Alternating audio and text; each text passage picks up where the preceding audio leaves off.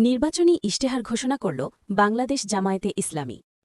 বাংলাদেশের রাজনীতিতে আবারও গুরুত্বপূর্ণ এক মুহূর্ত। দীর্ঘ প্রতীক্ষা, নানা জল্পনা-কল্পনা আর রাজনৈতিক অস্থিরতার মধ্যেই নিজেদের নির্বাচনী ইশতেহার ঘোষণা করল বাংলাদেশ জামায়াতে ইসলামী। এই ইশতেহার কি শুধু নির্বাচনী প্রতিশ্রুতির তালিকা, নাকি এটি আগামী দিনের বাংলাদেশ নিয়ে জামায়াতের পূর্ণাঙ্গ রাজনৈতিক দর্শনের প্রতিফলন? আজকের এই ভিডিওতে আমরা জানব কোথায়, কখন, কিভাবে ইশতেহার ঘোষণা করা হল, ইশতেহারের মূল প্রতিশ্রুতি কি, রাষ্ট্র, অর্থনীতি, শিক্ষা, স্বাস্থ্য, নারী ও যুব সমাজ নিয়ে কি বলছে জামায়াতে ইসলামী, এবং সবচেয়ে গুরুত্বপূর্ণ প্রশ্ন, এই ইশতেহার বাংলাদেশের রাজনীতিতে কতটা প্রভাব ফেলতে পারে। পর্ব ১। ইশতেহার ঘোষণার প্রেক্ষাপট। বাংলাদেশের রাজনীতি বর্তমানে এক সন্ধিক্ষণে দাঁড়িয়ে। নির্বাচনকে ঘিরে অনিশ্চয়তা, অংশগ্রহণমূলক ভোট নিয়ে প্রশ্ন এবং দীর্ঘদিন ধরে চলমান রাজনৈতিক বিভাজন, এই বাস্তবতার মাঝেই বাংলাদেশ জামায়াতে ইসলামী তাদের নির্বাচনী ইশতেহার ঘোষণা করল। দলের শীর্ষ নেতারা বলছেন, এই ইশতেহার শুধু একটি নির্বাচনী দলিল নয়, বরং এটি একটি নৈতিকতা, ন্যায় বিচার ও কল্যাণমূলক রাষ্ট্রের রূপরেখা।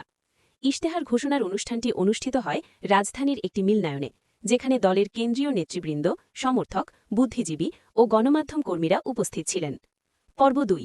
ইশতেহারের মূল দর্শন। ইশতেহারের শুরুতেই জামায়াতে ইসলামী স্পষ্ট করে জানিয়েছে, তাদের রাজনীতির কেন্দ্রবিন্দুতে রয়েছে ইসলামী মূল্যবোধ, মানবিক মর্যাদা ও সামাজিক ন্যায় বিচার। দলের মতে, দেশে উন্নয়ন হয়েছে কিন্তু ন্যায় বিচার হয়নি, অবকাঠামো বেড়েছে কিন্তু মানুষের নিরাপত্তা বাড়েনি, অর্থনীতি বড় হয়েছে কিন্তু বৈষম্য কমেনি। এই বাস্তবতা থেকেই জামায়াত একটি বিকল্প রাজনৈতিক দর্শন তুলে ধরেছে। পর্ব ৩। রাষ্ট্র পরিচালনায় প্রতিশ্রুতি।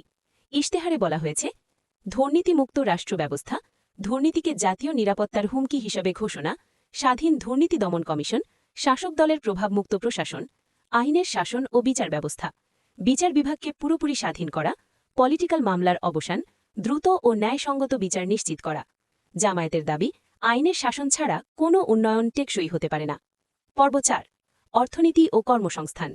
অর্থনীতিকে জামায়াতে দেখছে মানুষকেন্দ্রিক দৃষ্টিভঙ্গিতে। ইশতেহারের গুরুত্বপূর্ণ প্রতিশ্রুতি, সুদমুক্ত ও নৈতিক অর্থনৈতিক কাঠামো, ক্ষুদ্র ও মাঝারি উদ্যোক্তাদের সহজ ঋণ, যুবকদের জন্য কর্মসংস্থানমুখী শিল্পায়ন, কৃষকদের ন্যায্য মূল্য নিশ্চিতকরণ। দলের মতে, শুধু প্রবৃদ্ধি নয়, ন্যায্য বণ্টনই অর্থনীতির মূল লক্ষ্য হওয়া উচিত। পর্ব ৫। শিক্ষা ব্যবস্থায় পরিবর্তনের রূপরেখা। শিক্ষা নিয়ে জামায়াতে ইসলামী বরাবরই আলাদা গুরুত্ব দিয়ে আসছে। ইশতেহারে বলা হয়েছে, ধর্মীয় ও সাধারণ শিক্ষার সমন্বয়, নৈতিক শিক্ষা বাধ্যতামূলক করা, শিক্ষাকে বাণিজ্যিকরণ থেকে মুক্ত করা, কারিগরি ও প্রযুক্তি নির্ভর শিক্ষা বিস্তার। দলের বক্তব্য, একটি জাতির ভবিষ্যৎ নির্ভর করে তার শিক্ষার উপর, আর সেই শিক্ষা যদি নৈতিকতাবিহীন হয় তবে উন্নয়নও ভঙ্গুর হয়ে পড়ে। পর্ব ৬। স্বাস্থ্যখাত ও সামাজিক নিরাপত্তা। স্বাস্থ্যখাত নিয়ে ইশতেহারে বেশ কিছু বড় প্রতিশ্রুতি রয়েছে। সবার জন্য মৌলিক স্বাস্থ্যসেবা, সরকারি হাসপাতালে চিকিৎসা ব্যবস্থার উন্নয়ন, ওষুধের দাম নিয়ন্ত্রণ, মাতৃ ও শিশু স্বাস্থ্য সুরক্ষা। এছাড়া বয়স্ক, প্রতিবন্ধী ও অসহায় মানুষের জন্য সামাজিক নিরাপত্তা কর্মসূচি জোরদারের কথা বলা হয়েছে। পর্ব ৭। নারী ও যুব সমাজ নিয়ে ভাবনা। জামায়াতে ইসলামী তাদের ইশতেহারে দাবি করেছে, তারা নারীর মর্যাদা ও নিরাপত্তাকে সর্বোচ্চ গুরুত্ব দেয়।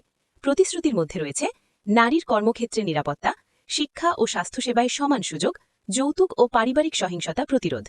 যুব সমাজ সম্পর্কে বলা হয়েছে, নৈতিক ও দক্ষ নেতৃত্ব গড়ে তোলা, মাদক ও অপরাধমুক্ত সমাজ, যুবকদের রাষ্ট্রীয় সিদ্ধান্তে অংশগ্রহণ। পর্ব ৮। পররাষ্ট্রনীতি ও জাতীয় নিরাপত্তা। ইশতেহারে পররাষ্ট্রনীতি নিয়ে বলা হয়েছে, সকল দেশের সাথে বন্ধুত্ব, জাতীয় স্বার্থে আপোষহীন অবস্থান, রাষ্ট্রীয় প্রতিশোধ নিরাপত্তা। জামায়াতের মতে, বাংলাদেশকে হতে হবে আত্মমর্যাদাশীল ও নীতিনির্ভর রাষ্ট্র। পর্ব ৯। রাজনৈতিক বিশ্লেষণ। রাজনৈতিক বিশ্লেষকরা বলছেন, এই ইশতেহার মূলত একটি আদর্শিক ও নৈতিক রাজনীতির বার্তা। তবে প্রশ্ন থেকে যায়, এই ইশতেহার কতটা বাস্তবায়নযোগ্য? বর্তমান রাজনৈতিক বাস্তবতায় জামায়াত কতটা প্রভাব ফেলতে পারবে? সাধারণ ভোটারদের কাছে এই বার্তা কতটা গ্রহণযোগ্য হবে? সব মিলিয়ে বলা যায়, বাংলাদেশ জামায়াতে ইসলামী তাদের নির্বাচনী ইশতেহারের মাধ্যমে একটি ভিন্নধর্মী রাষ্ট্র ব্যবস্থার স্বপ্ন তুলে ধরেছে। এই ইশতেহার ভোটের মাঠে কতটা প্রভাব ফেলবে তা নির্ভর করবে জনগণের আস্থা, রাজনৈতিক পরিবেশ এবং নির্বাচনের স্বচ্ছতার ওপর। বাংলাদেশের রাজনীতিতে নতুন অধ্যায় লেখা হবে কিনা সেই উত্তর দেবে সময়ই।